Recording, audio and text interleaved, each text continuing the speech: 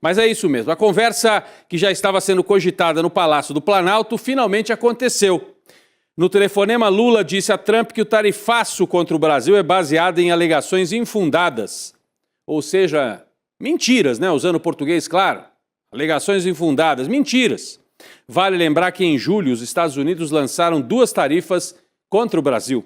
Uma com alíquota de 12,5%, acusando o Brasil de falhas na fiscalização de trabalho forçado, como se eles tivessem preocupação com isso, né? Mas o Brasil tem mecanismos de combate ao trabalho forçado, sim. A outra alíquota de 25% foi adotada depois de uma investigação sobre, abre aspas, práticas desleais de comércio. Por exemplo, eles citam o Pix. Eles acham que é desleal o Pix, porque é melhor do que as ferramentas que eles usam lá nos Estados Unidos. Em alguns casos, as tarifas são somadas, chegando, portanto, a 37,5%. O Bruno conta mais para a gente sobre essa conversa entre Lula e Trump. Bruno, o Itamaraty e também o Palácio do Planalto divulgaram um resumo, né, do que foi esta conversa por telefone. Rodrigo, eu vou trazer esse resumão aqui. Em nota, a Secretaria de Comunicação Social do governo deu detalhes dessa conversa entre o Lula e o Trump, e o telefonema durou aí 1 hora e 20 minutos, e a ligação teria sido em tom amistoso e cordial. Sobre as tarifas, o Lula falou para Trump que o tarifaço afeta negativamente tanto o Brasil quanto os Estados Unidos, e disse que seguir na mesa de negociação é a melhor opção para os 2 países. O Trump também concordou com a necessidade de preservar os vínculos comerciais fortes e propôs que equipes dos 2 países voltassem a se reunir o mais brevemente possível. O Lula também falou sobre o combate ao crime organizado. O presidente brasileiro disse que os grupos criminosos não se confundem com organizações terroristas, rótulo que o governo Trump adotou para as facções aqui no Brasil. O Trump, do outro lado, se dispôs a reforçar a cooperação bilateral e indicou que mobilizaria funcionários de alto escalão para dar seguimento aos entendimentos nessa área. Por fim, os 2 também conversaram sobre as guerras na Ucrânia e no Oriente Médio. Rodrigo. É isso, é a tentativa de manter uma porta aberta para o diálogo, sabendo que os Estados Unidos querem interferir, já estão interferindo aqui nas eleições do Brasil e querem a vitória da extrema-direita. Flávio Bolsonaro, nesse caso, né, representando a extrema-direita. Bom, o presidente Lula não vai fazer uma campanha na defensiva, no horário eleitoral gratuito, que vai começar no rádio e na televisão na semana que vem. Mesmo sob pressão por causa desse escândalo, né, que vem sendo transformado numa espécie de uma corrente midiática, vamos falar disso mais tarde no N2, né?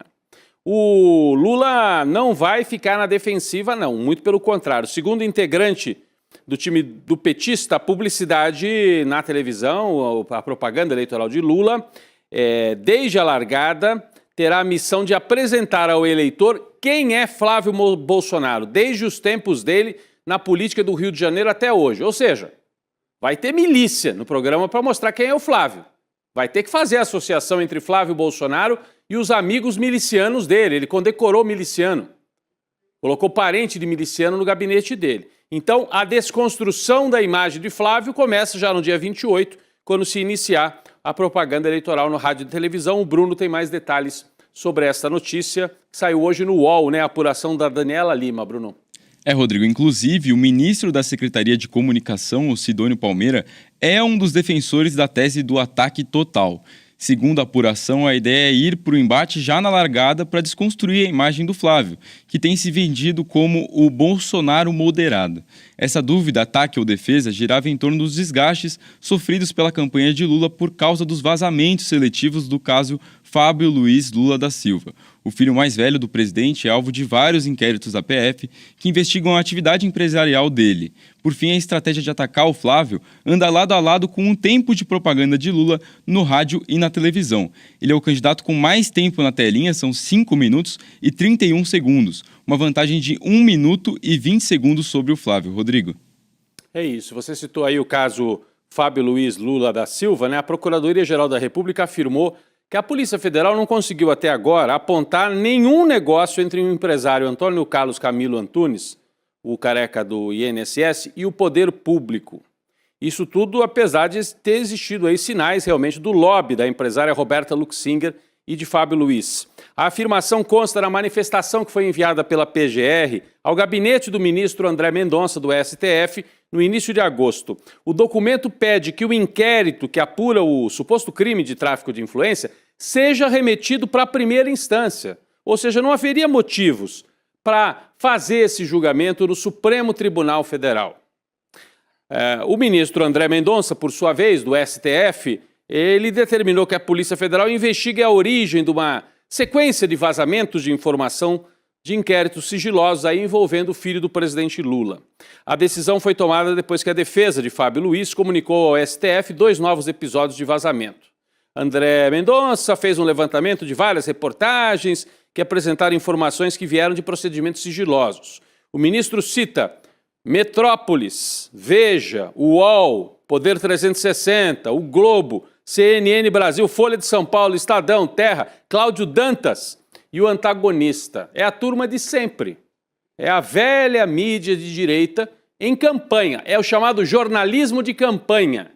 Jornalismo de campanha sempre na véspera de eleição e sempre envolvendo a família do presidente Lula.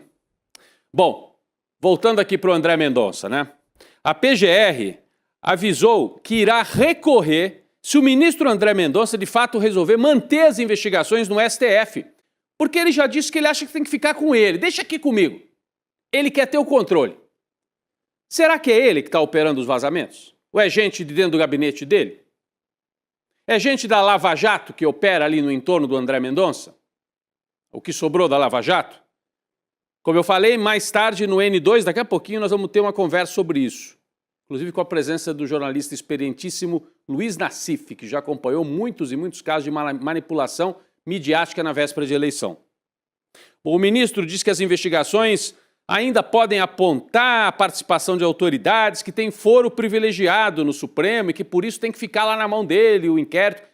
Bom, a PGR diz que não há no inquérito nenhum investigado com foro que justifique a permanência do caso no Supremo. Por isso a PGR já disse, se o ministro decidir manter com ele, a PGR vai recorrer. E aí vai ter que ir para o plenário, talvez, ou a turma do Supremo, para tomar uma decisão.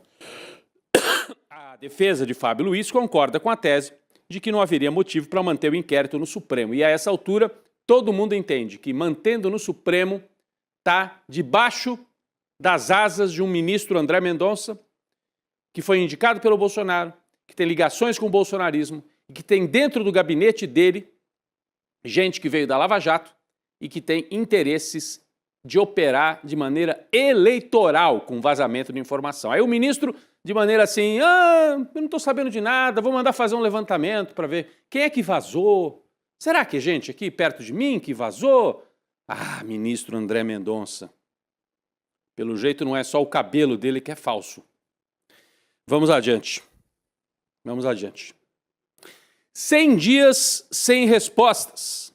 O caso Dark Horse, do financiamento do filme lá do Bolsonaro, pelo banqueiro Vorcaro, completa 100 dias hoje, em meio à investigação aberta pela Polícia Federal. E novos elementos sobre essa relação Flávio-Vorcaro. Mas apesar disso, o caso não anda. Vejam só, véspera de eleição. 100 dias, nenhuma resposta. Para o lado do Flávio. E ele diz, já é página virada. E do lado do filho do Lula, aí é Polícia Federal, vazamento, Folha, Globo, Jornal Nacional. É uma campanha. É nesse ponto que nós estamos. O caso da Arquirroça, então, completou 100 dias, sem que até agora tenham sido divulgados os contratos que o Flávio Bolsonaro prometeu mostrar, as planilhas, ele prometeu abrir, as contas, chegou a estabelecer um prazo de 1 mês para apresentar tudo, passou 1 mês, passou 2, passaram 2, passaram 3 meses. A pergunta que fica, né? Porque o Flávio disse que é página virada para quem, Flávio? Vamos relembrar as promessas que ele fez aqui e que não foram cumpridas? Em relação ao caso Dark Horse, tem o famoso telefonema em que ele chama o Vorcaro de meu irmão, manda o dinheiro aí. Então, o que o Flávio prometeu e não entregou? Cadê as notas fiscais, Flávio Bolsonaro, de prestação de contas do filme? Para onde foi o dinheiro? Por que foi para aquele fundo lá no Texas? E depois foi para onde? O que Flávio e Vorcaro discutiram nas famosas ligações, além do áudio que a gente conhece, pelo menos 5 ligações feitas do Flávio para o Vorcaro. O que foi discutido? Qual foi o papel de Jair Bolsonaro na negociação da grana, dinheiro do banqueiro bandido para a família? Houve alguma contrapartida da família Bolsonaro para o Banco Master? Prometeram alguma coisa? Prometeram salvar o banco? Prometeram tirar o Vorcaro da cadeia se o Flávio ganhar a eleição? E 1.700.000 dólares, porque a conta não bate, né? O que o Vorcaro disse que tinha mandado e o que está nas planilhas que vazaram, tem 1.700.000 dólares a mais que foram enviados para aquele fundo no Texas que é gerido pelo advogado Eduardo Bolsonaro. De onde veio esse dinheiro a mais e para que se destinava? Não era para o filme? São perguntas sem resposta depois de 100 dias do escândalo envolvendo o banqueiro bandido Daniel Vorcaro e o candidato a presidente, Flávio Bolsonaro.